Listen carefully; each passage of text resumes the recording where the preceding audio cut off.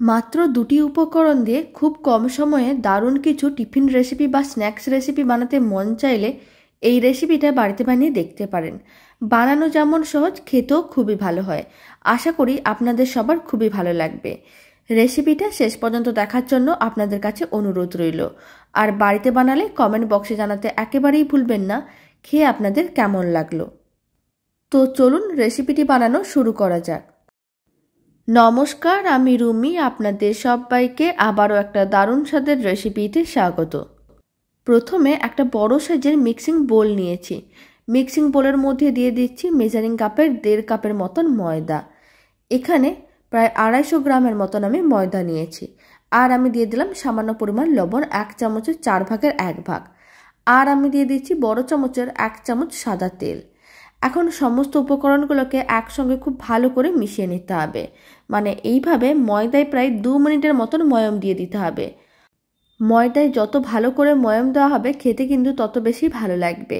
প্রায় 2 মিনিটের মতন ময়দায় ময়ম দিয়ে তারপর আমি আপনাদের দেখাচ্ছি। এখন আমি আপনাদের 2 মিনিট পরে দেখাচ্ছি। ময়দায় খুব ভালো করে ময়ম দেওয়া হয়ে গেছে। এবার অল্প অল্প জল দিয়ে একটা ডো রেডি করে নিতে হবে। আর এখানে আমি রুম টেম্পারেচারের জলই ব্যবহার করেছি, কোনো রকম ঠান্ডা বা গরম জল দিইনি। আর জলটা এইভাবে অল্প অল্প দিতে হবে আর একটা ডো রেডি করে নিতে হবে। রুটি বা পরোটার জন্য ঠিক যেরকমই ডোটা রেডি করি ডোটা সেরকম করেই বানাতে হবে। খুব বেশি নরম বা খুব বেশি টাইট করে ডোটা বানানোর দরকার নেই। ভালো করে মেখে ডোটা রেডি করে নিয়েছিলাম। আর ডোটা রেডি করার সময় অল্প অল্প জল দিতে হবে। খুব বেশি জল দিয়ে দিলে ডোটা কিন্তু অনেক নরম হয়ে যেতে পারে। আবার ডোটা খুব বেশি টাইট করেও মাখার দরকার নেই। ঠিক এরকম করে ডোটা রেডি করে নিতে হবে। এবার ঢাকনা দিয়ে ঢেকে এক সাইডে রেখে দিচ্ছি। এবার একটা ফ্রাইং প্যানকে গ্যাসের ওভেনের উপরে বসিয়ে দিয়েছিলাম। ফ্রাইং প্যানের মধ্যে দিয়ে দিলাম কিছুটা পরিমাণ সর্ষের তেল। আপনার যে কোনো ধরনের তেল নিতে পারেন।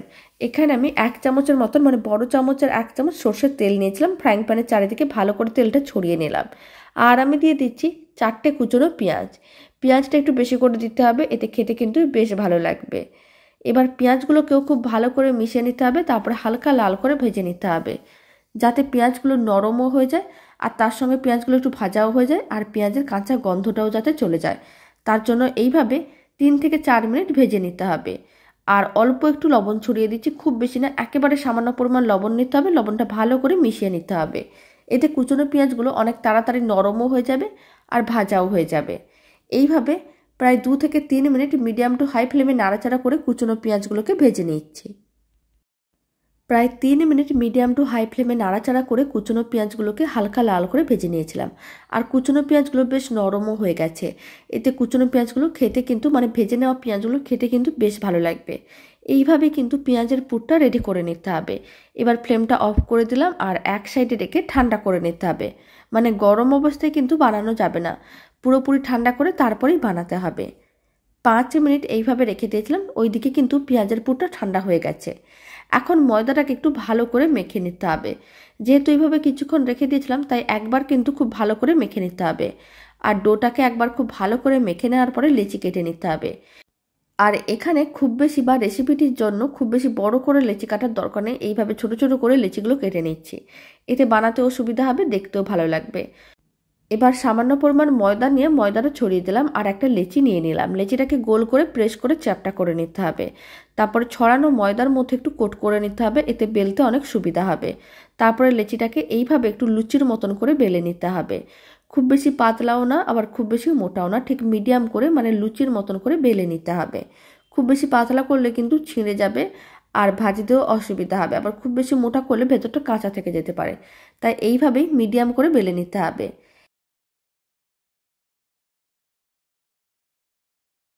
এইভাবে একটা লুচির মতন করে বেলে নিয়েছিলাম। এখন সামান্য পরিমাণ জল নিলাম। জলটা খুব ভালো করে ব্রাশ করে নিতে হবে একটা সাইডে।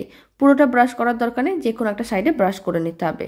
তারপরে যে পেঁয়াজের পুরটা রেডি করে রেখেছিলাম সেখান থেকে কিছুটা পরিমাণ পেঁয়াজের পুর দিয়ে দিতে হবে। বড় চামচ হলে 1 চামচ আর ছোট চামচ হলে 1.5 চামচ কি 2 চামচ দিতে হবে।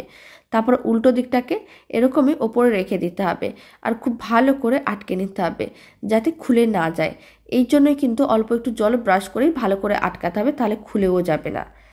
ময়দা ও পেঁয়াজের এই টিফিনটা রেডি হয়ে গেছে। এখন এক সাইডে রেখে দিলাম। এবার আমি আপনাদের আর একটা বানানো দেখিয়ে দিচ্ছি। তার জন্য একটা লেচি নিয়ে নিলাম। লেচিটাকে গোল করে প্রেস করে চ্যাপটা করে নিতে হবে, তারপর ময়দার মধ্যে কোট করে নিতে হবে। এইভাবে একটু শুকনো ময়দার মধ্যে কোট করে নিলে বেলতে কিন্তু অনেক সুবিধা হয়। তারপরে একইভাবে লুচির মতন করে বেলে নিচ্ছি। আর এই রেসিপিটা বানানো একেবারেই সহজ, খেতে কিন্তু ভীষণ ভালো হয়। আশা করি আপনাদের খুবই ভালো লাগবে। বাড়িতে রেসিপিটা একদিন হলেও বানিয়ে দেখতে পারেন, আর বাড়িতে বানালে কমেন্ট বক্সে জানাতে একেবারেই ভুলবেন না খেয়ে কেমন লাগলো।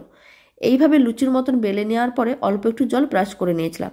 আবারও কিছুটা পরিমাণ পেঁয়াজের পুর এইভাবে একটা সাইডে রেখে দিতে হবে। তারপরে উল্টো দিকটাকে এইভাবে কিন্তু খুব ভালো করে আটকে নিতে হবে। যেহেতু জলটা ব্রাশ করা আছে তাই খুব সহজে আটকেও যাবে। এইভাবে নিতে হবে আর খুব ভালো করে আটকে নিতে হবে। আঙুলগুলো দিয়ে ভালো করে প্রেস করে নিতে হবে যাতে খুলে না যায়। আর না হলে আপনারা একটু ডিজাইনও দিয়ে দিতে পারেন। একটা কাঁটা চামচ নিতে হবে আর সাইডগুলোকে প্রেস করে ডিজাইনও দিয়ে দিতে পারেন।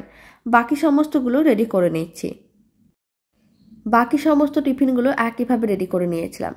এবার একটা কাঁটা চামচ নিয়ে এইভাবেও একটু ডিজাইনটা দিয়ে দিতে পারেন, এতে দেখতে ভালো লাগবে, বা নাও দিতে পারেন।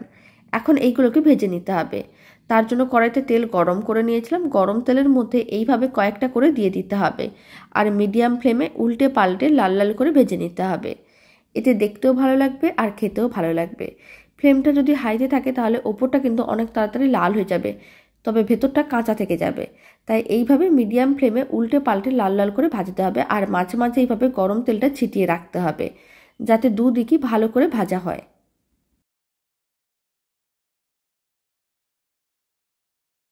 এখন আমি আপনাদের 4 মিনিট পরে দেখাচ্ছি।